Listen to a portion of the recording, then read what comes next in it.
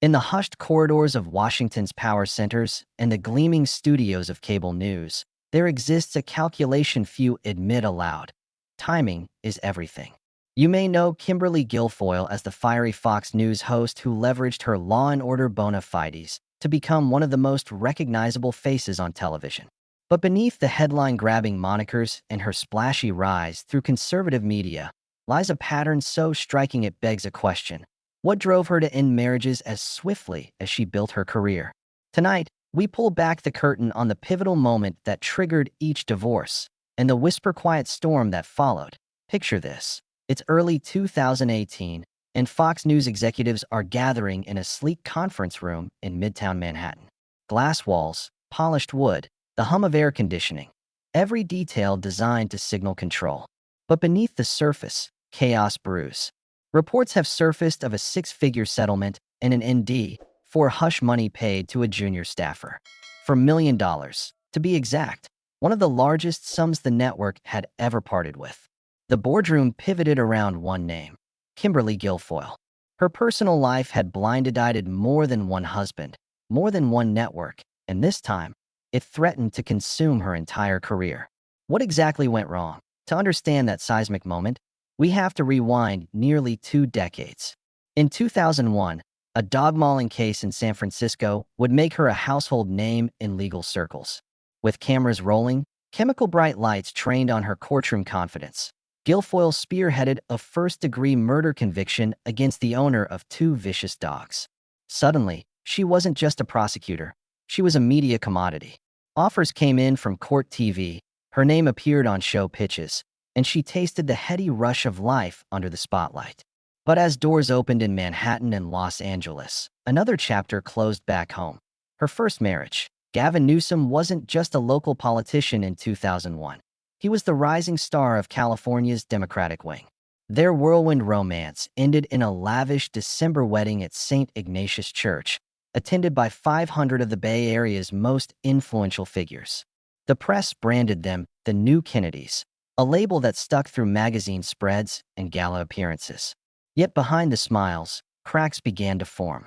A contentious prenuptial negotiation set an early tone of distrust. She was modeling resilience in front of paparazzi.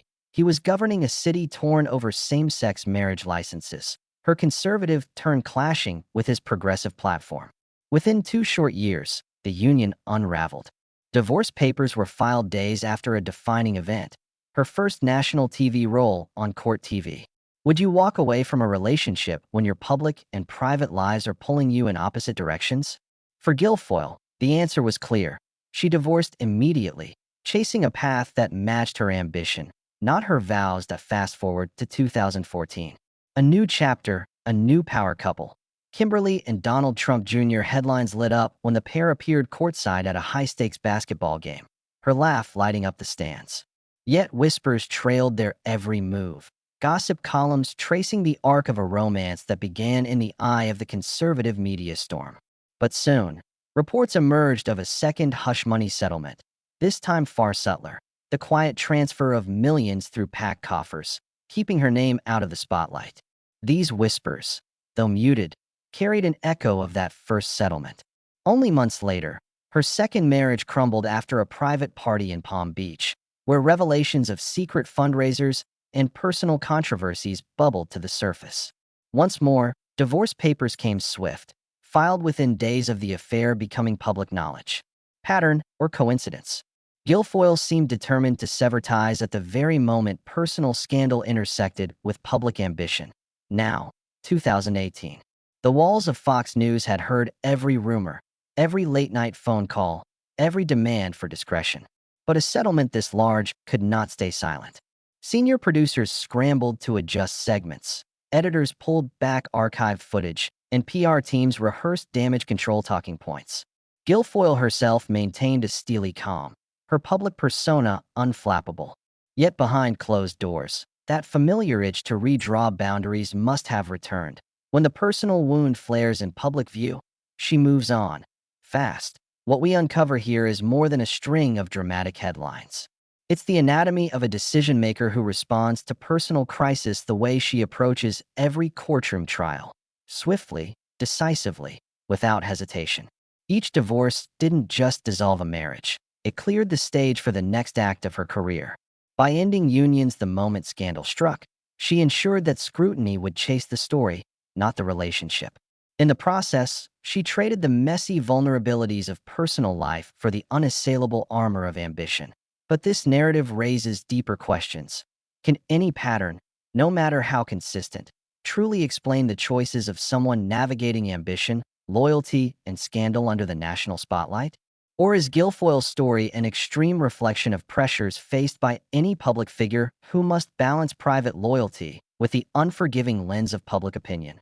We'll explore that pivotal late-night phone call in early 2018, the one that set the divorce in motion and set off a chain reaction inside Fox News. We'll hear from insiders who say her reaction was almost reflexive, as if she were triggering a pre-written contingency plan.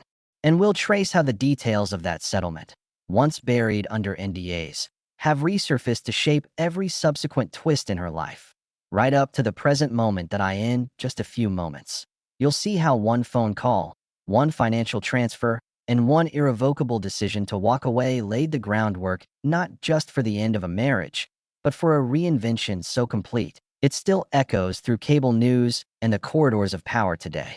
In the hushed moments after that phone call went through, insiders say a familiar tension rippled across the Fox News headquarters. It began in the late hours of a Tuesday when an associate of Guilfoyle's, voice low and urgent, dialed into an executive suite conference line. The message was simple and unambiguous. "We've got a settlement ready. For $1 million, executed today." Ears pricked up. In a network where even six-figure payouts are whispered about, a sum this large demanded immediate damage control. Producers scrambled to pull clips, legal advisors drafted talking points, and the PR team braced for impact. But perhaps most telling was Guilfoyle's own reaction. She issued a terse statement distancing herself from the allegations, then quietly signaled that her marriage would not survive this storm.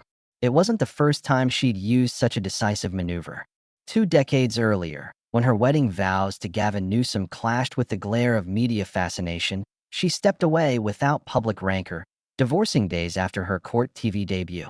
Then again, when her high-profile relationship with Donald Trump Jr. generated buzz over unorthodox fundraising tactics and whispers of private scandals, she moved on within 48 hours of the first revealing photo.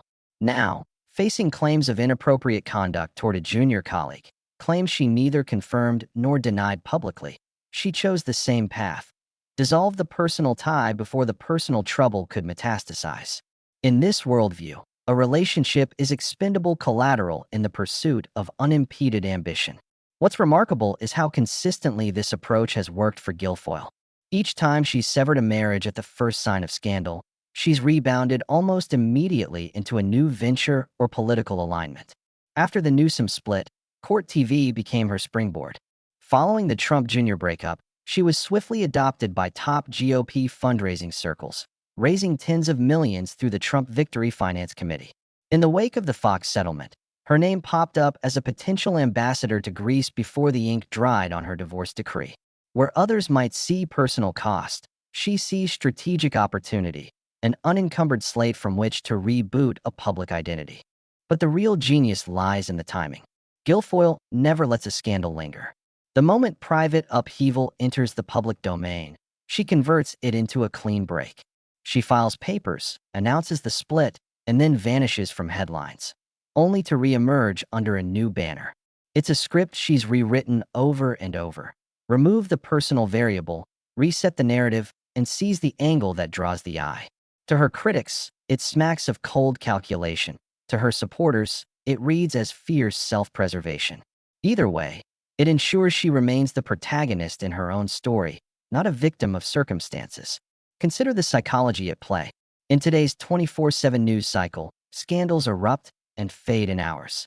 By divorcing at the apex of public scrutiny, Guilfoyle effectively front-loads the drama. Viewers latch onto the shock, then track her next move. Commentators fill airtime dissecting the split, speculating on motives, and projecting outcomes. And in that swirl of conjecture, she slips through the fray, aligning herself with new allies who want her influence without the baggage. It's mastery of the fear of missing out dynamic. Leave the old alliance and broadcast the divorce, then build anticipation around the next allegiance. Audiences compelled by curiosity will follow every step. Executives at Fox recognized that risk when they greenlit the settlement, yet they also saw the potential for a sanitized exit. By drawing a clear, bright line, the allegations are behind us, the contract is terminated, the network contained the fallout.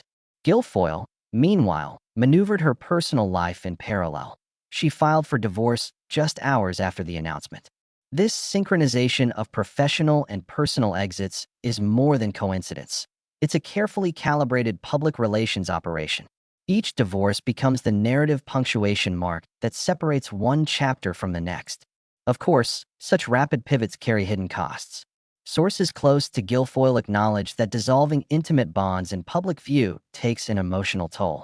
Friends describe her as fiercely private about her inner life, yet paradoxically accustomed to theater in her relationships.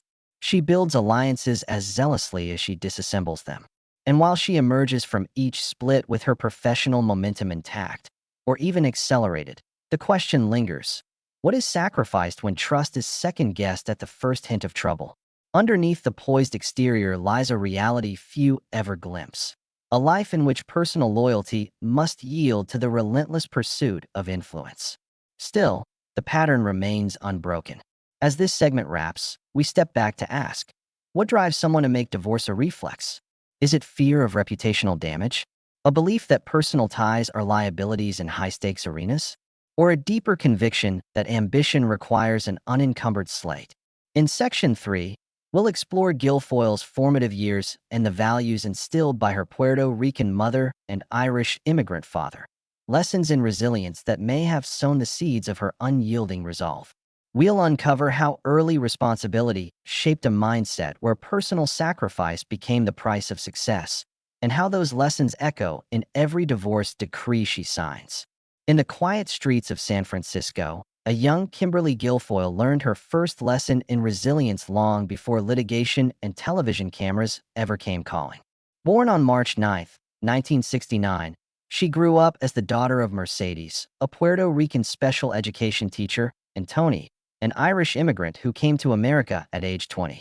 In their modest Mission District home, she watched her mother balance compassion and discipline, helping students who struggled in class.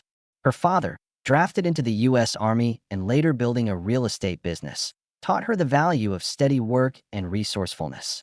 Together, those lessons formed a blueprint for a driven young woman who would face unimaginable burdens with unflinching resolve. Everything changed when Kimberly was 10 years old, and a leukemia diagnosis stole her mother's life. Mercedes's passing in 1979 shattered the family's delicate balance. With her younger brother, Anthony, barely 8 himself, Tony suddenly shouldered both roles, father and mother. In the days that followed, Kimberly stepped into responsibilities no child should bear.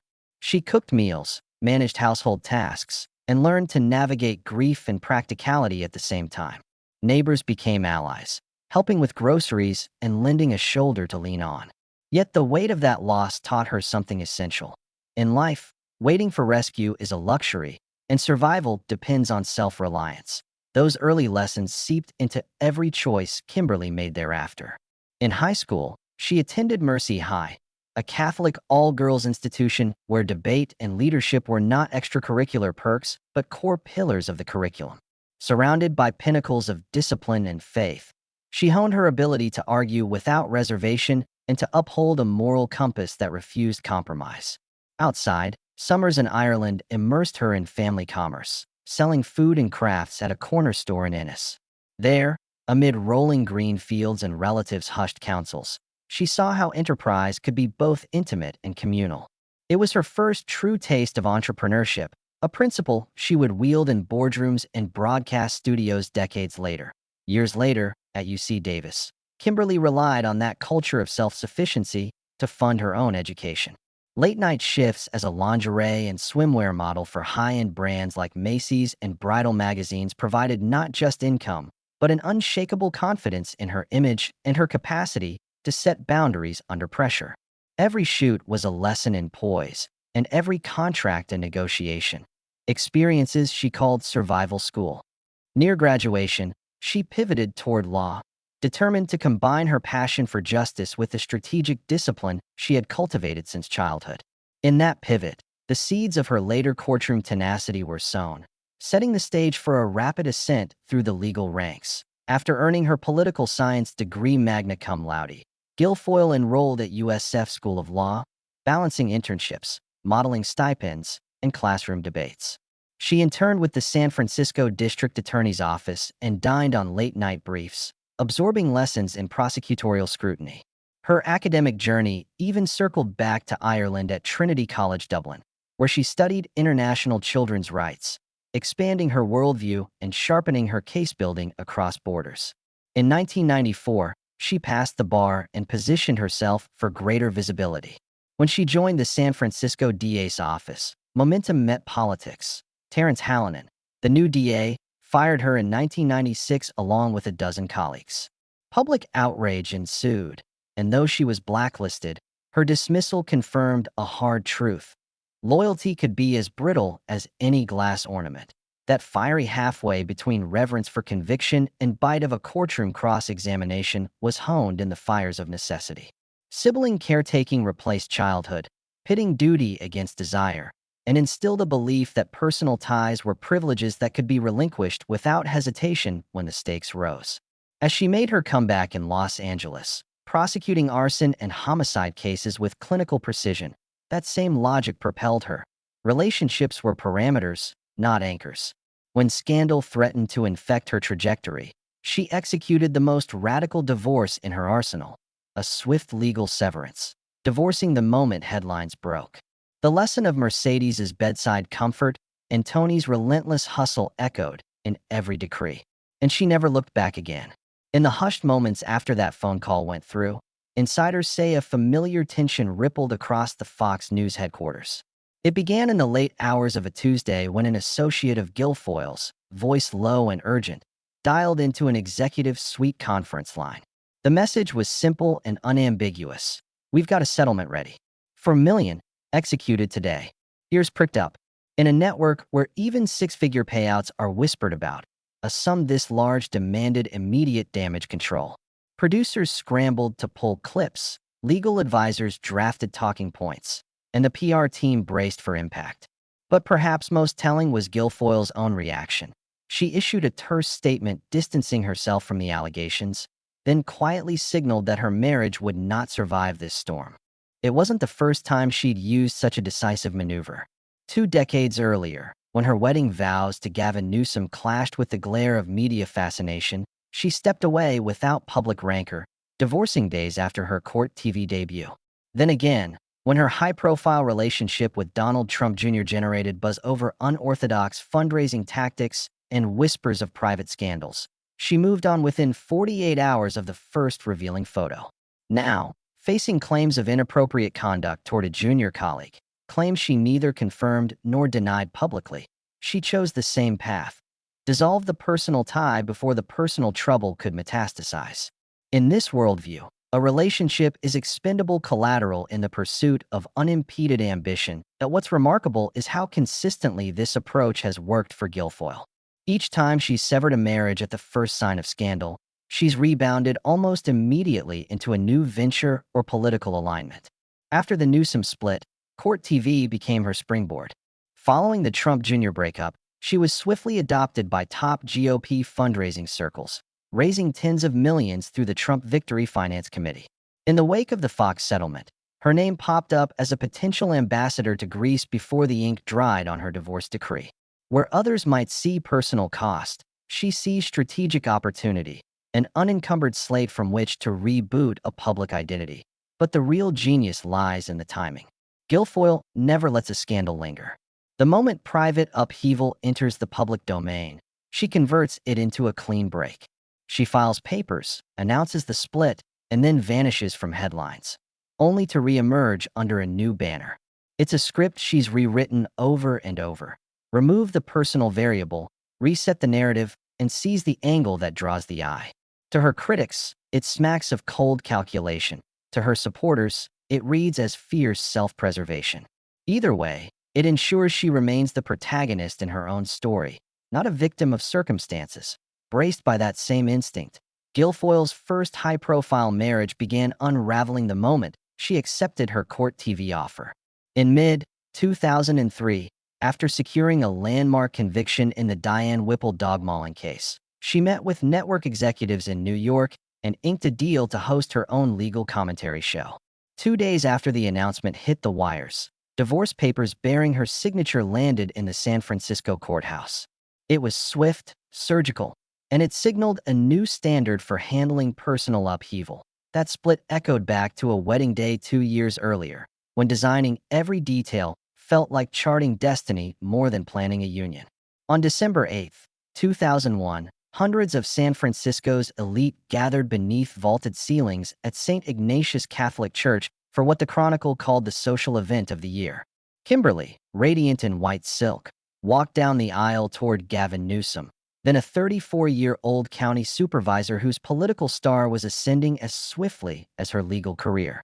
The reception at the Getty Mansion dissolved into champagne-laced euphoria, with luminaries swirling amid whispered predictions of their future influence. Yet beneath the sparkles lay the prenuptial agreement, negotiated in tense, hushed sessions that would foreshadow their unraveling. A.S. Newsom championed progressive causes, most notably ordering city clerks to issue same-sex marriage licenses in early 2004. Guilfoyle's alignment with traditional values began to chafe in public view. While he stood on the steps of City Hall draped in rainbow flags, she navigated cable studios, testifying in panel discussions that underscored faith-based judicial principles and law and order rhetoric. Their post-nuptial dinner conversations became battlegrounds of ideology, each disagreement echoing across San Francisco's news cycle. By the summer of 2003, local papers contrasted a bride who once embraced liberal circles with a commentator speaking conservative truths.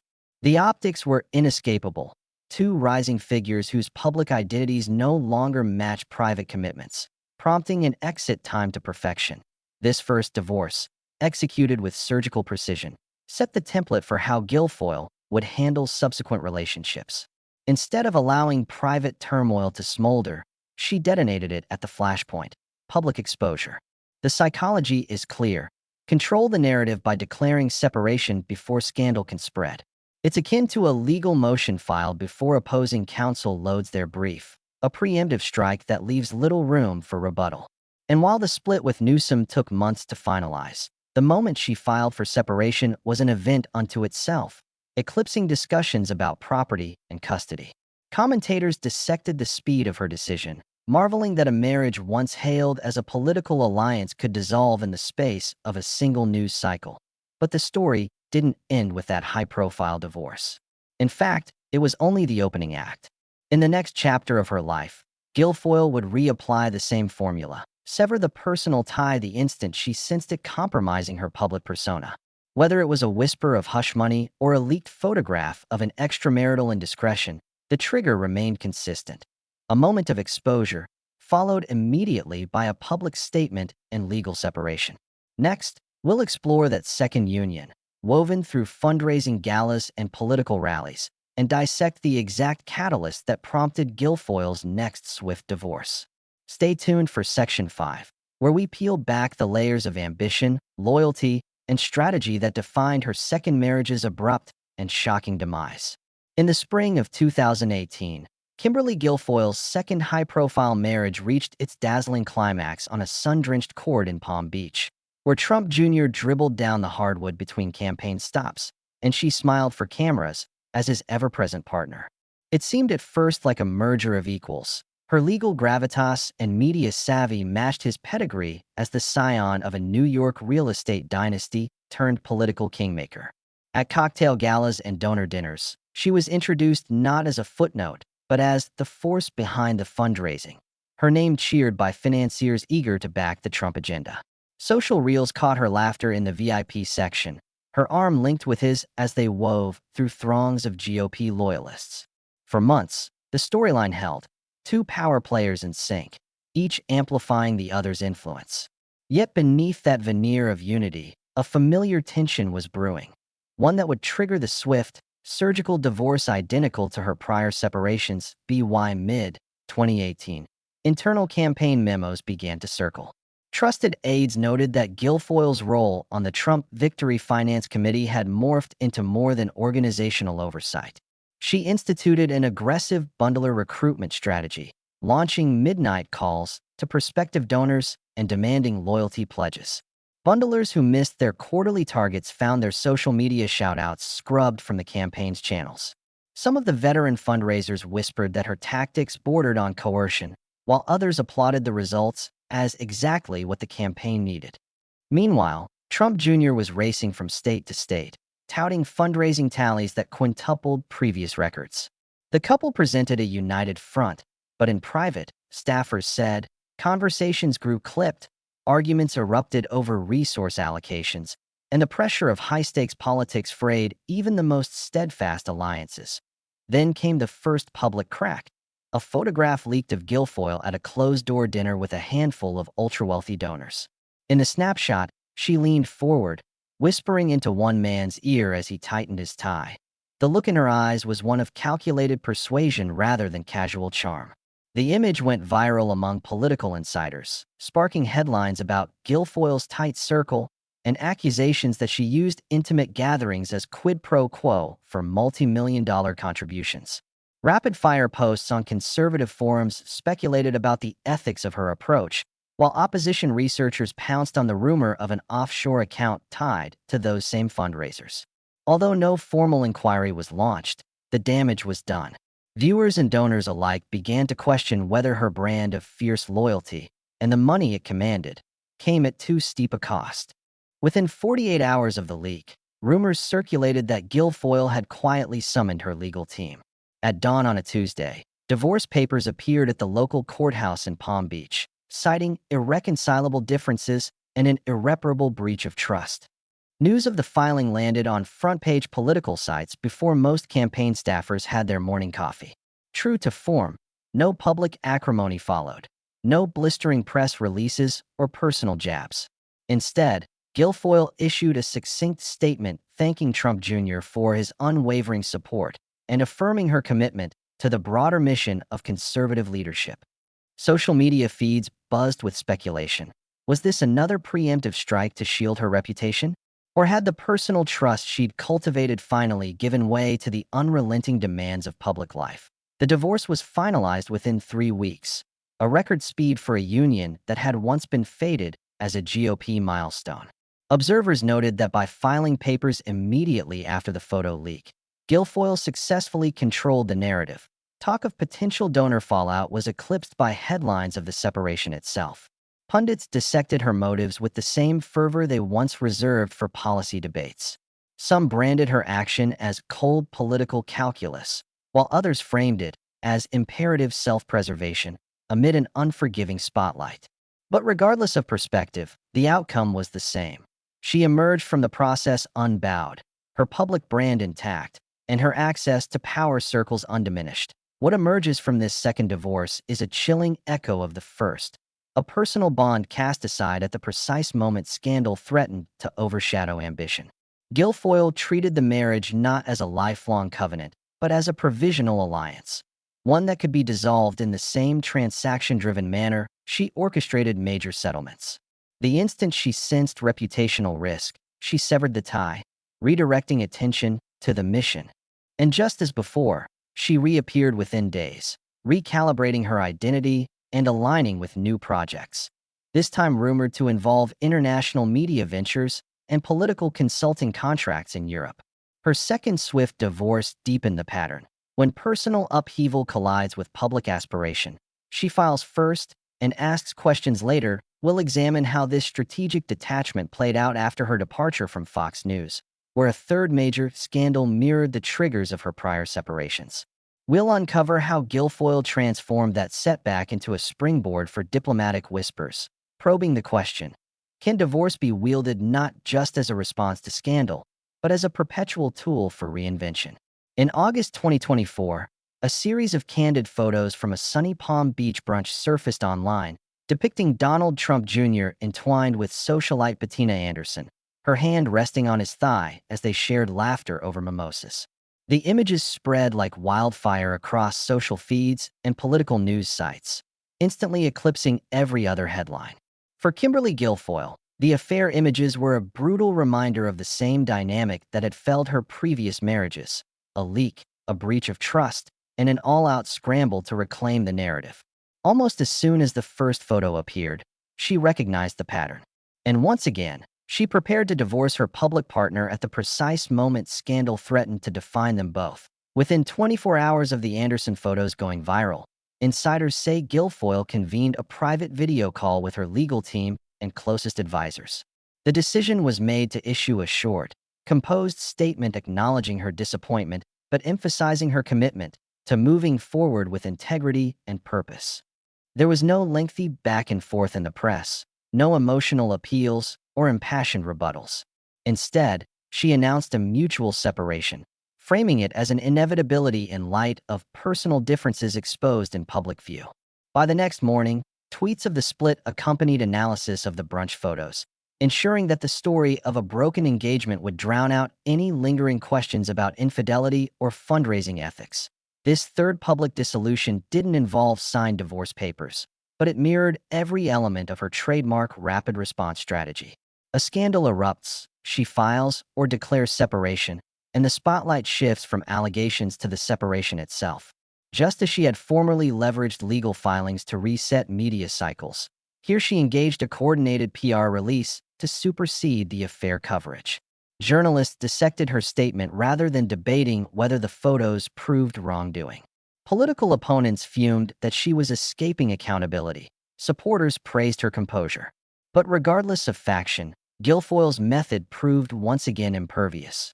Control the timing, dictate the framing, and seize the moment before it seizes you. Almost immediately after the announcement, whispers began that President Trump had drafted her for a diplomatic post. Sources in the West Wing noted that on September 15, 2024, the White House released a brief notice.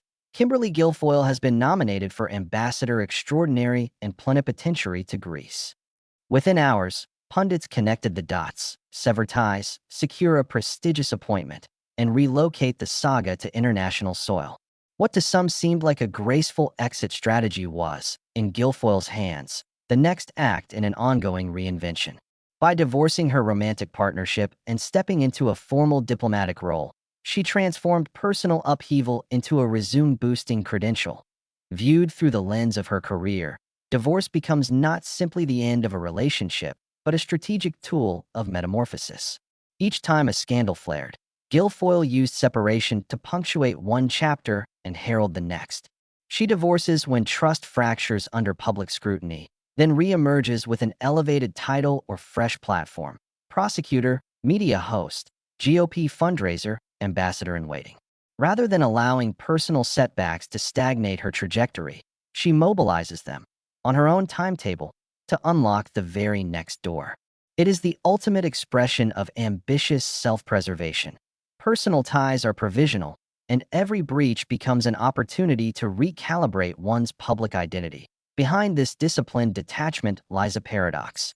The same resilience that defines her victories also exacts a hidden cost. By divorcing repeatedly at the first sign of trouble, she sacrifices the stability of intimate alliance in favor of relentless career progression. Friends close to Guilfoyle speak of her lingering regrets over relationships she once believed could endure. They note a guardedness in her personal life, a reluctance to allow spontaneity or vulnerability to disrupt her carefully timed exits. While her public persona exudes confidence and control, those who know her best warn that the emotional toll of perpetual reinvention can be profound. Yet for Kimberly Guilfoyle, the calculus remains unshaken. In a world where a single leaked photo or whispered allegation can derail a legacy, divorce is the most definitive statement she can make. It is a reset button, a declaration of autonomy, and a shield against reputational ruin. Whether severing ties with a spouse, an employer, or a political ally, she wields separation as a tool to engineer her own path. In the end, her story is not just one of high-stakes media drama or headline-grabbing settlements. It is a testament to the power of decisive endings as preludes to new beginnings.